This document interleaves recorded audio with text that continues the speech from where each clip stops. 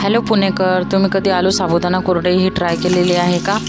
कौशल cloud किचनमध्ये तुमचं स्वागत। आज आपण बघणार आहोत आलू साबुदाणा कुरडईची रेसिपी। सर्वात आधी तुम्हाला 2 किलो आलू हे बॉईल करून घ्यायचे आहेत आणि त्याच प्रमाणामध्ये आदल्या दिवशी तुम्हाला 1 किलो साबुदाणा हा भिजत घालायचा आहे। आता आलू छान बॉईल झालेले आहेत। आता याला मी थंड करून घेत आहे।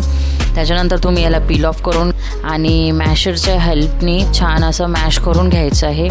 याच्यामध्ये तुम्हाला बिलकुल गुठळ्या नको आहेत। हे बघा, हे असं मी छान एकजीव करून घेतलेलं आहे। आता एका मोठ्या बगोन्यामध्ये मी हे काढून घेत आहे आणि त्याच्यानंतर तुम्हाला रात्री जो साबुदाणा भिजत घातलेला आहे त्याचं पाणी वेगळं करून तुम्हाला हे असं करून घ्यायचं आहे। त्याच्यानंतर आलूमध्ये तुम्हाला हा सर्व साबुदाणा मिक्स करून घ्यायचा आहे।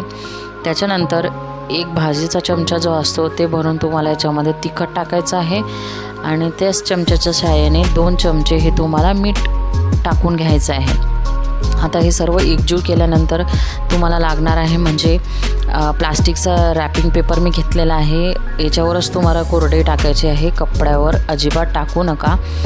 आणि हे असं प्लास्टिकच्या बॅगमध्ये मी हे सारण भरून घेत आहे आणि त्याच्यानंतर तुम्हाला अशा छान गोल गोल कुरडया पाडून घ्यायच्या आहेत आणि हे 2 दिवस तरी छान कळकळीत उन्हामध्ये तुम्ही याला सुकून घ्यायचं आहे। आता बघा, हे तयार होऊन अशा दिसतात आणि याला खायचं म्हणजे सर्वात आधी तुम्हाला कढईमध्ये थोडं तेल गरम करून घ्यायचं आहे।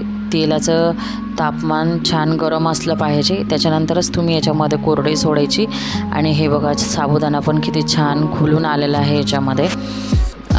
तर याच्यासोबत मी सर्व करत आहे हिरवी मिरची आणि हे उपवासामध्ये आवर्जून गोष्ट आहे। अशाच रेसिपीजसाठी आम्हाला लाईक करा, शेअर करा आणि सबस्क्राईब करा।